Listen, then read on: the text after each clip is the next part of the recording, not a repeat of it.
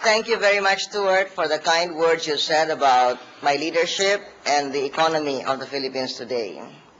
Ambassador Bobby Romulo, the other leading members, movers and shakers of APEC, members of the Diplomatic Corps, ladies and gentlemen.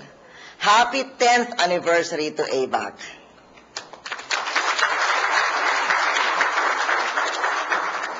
Your jubilee comes at an exciting time in a dynamic world. In your host country, as Stuart Gulliver said, the Philippines is moving in the right direction.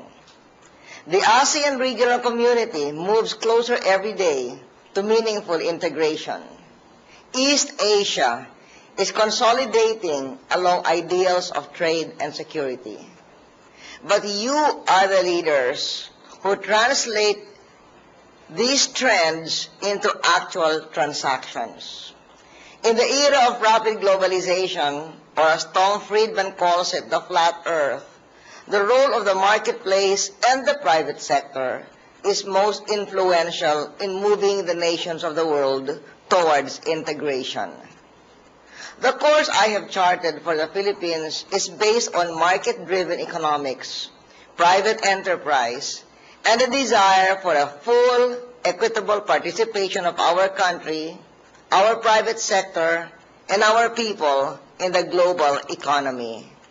It will take the private sector, both domestic and foreign, working together with the government to create the jobs we need to build a strong middle class and eventually a modern first world nation. We have been a strong, vocal, and visible player on the regional and international stage.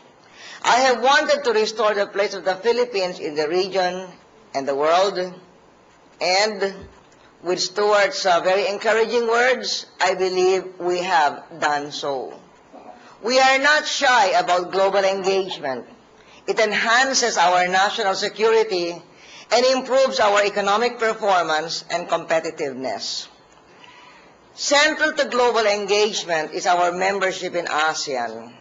More and more, Philippine foreign policy decisions are made in the context of ASEAN. And I am proud to say that the Philippines is the chair of ASEAN this year and host to the East Asian Summit in November right here at the Shangri-La in Cebu. This underscores our commitment that it is in the interest of the Philippines to be regionally and globally engaged, politically, economically, and diplomatically.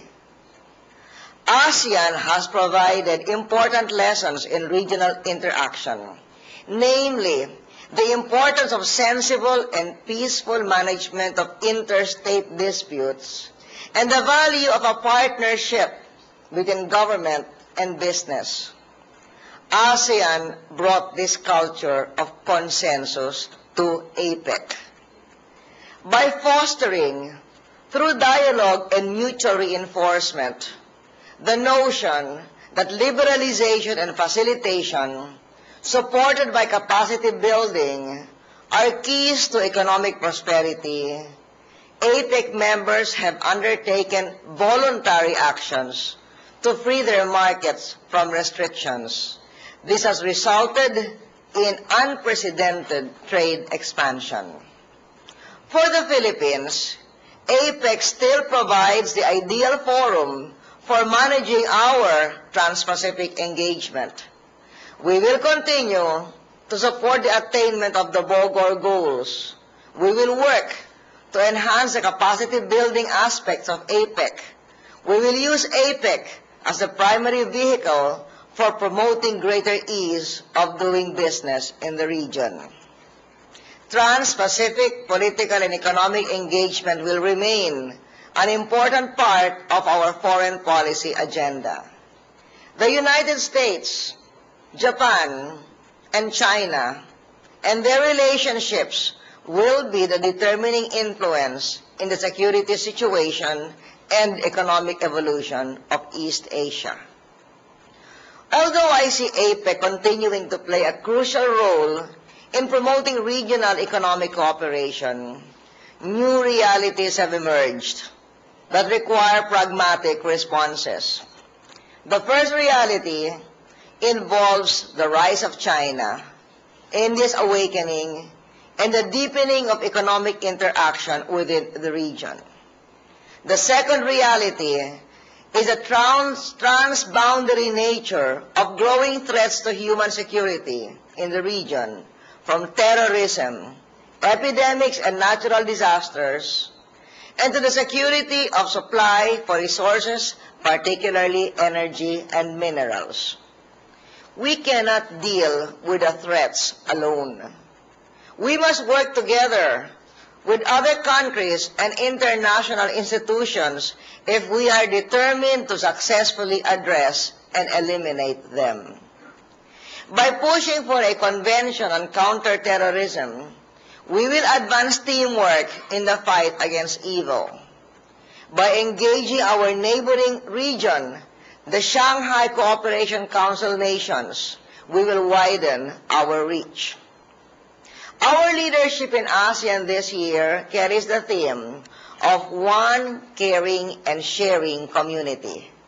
We will push for initiatives that will make ASEAN a shining institution that cares for its peoples, for its environment, and one that truly shares resources for uplifting the disadvantaged, integrating the marginalized, and realizing the common good. Energy security has clearly assumed grave importance. While difficult in the near term, particularly for the poor, the high price of energy is actually an opportunity that we have seized in order to take our energy future into our own hands. We have declared a war of independence from oil and aspire to be like Brazil, becoming self-sufficient in biofuels within a decade. I draw my inspiration for this initiative from our experience in the development of the use of biofuels, particularly ethanol. Parked right outside this conference room is a vehicle that uses this technology. The Ford Focus Flexi car has an engine that can run either on conventional gasoline or on gasoline blended with ethanol. Ford will be producing these engines here in the Philippines for the ASEAN market, and I hope beyond ASEAN. This is the future of commerce, and this is the future of our self-reliance on alternative fuels like thermal, wind, and solar. In the meantime, we have clamped down on price gouging and have secured a steady supply of fuel for our people. We must rally our region to the cause of energy independence.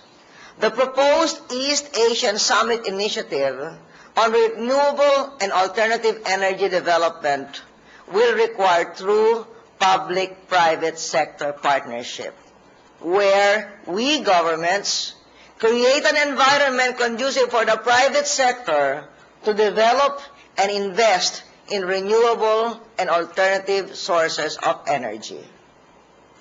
Another development that has profound implications on all participants in the East Asia Summit, and one that will require us to draw up a collective response, is the suspension of the Doha round negotiations and the increasing likelihood that it will end in failure. The economy makes the world go round. Politics increasingly makes the world stop.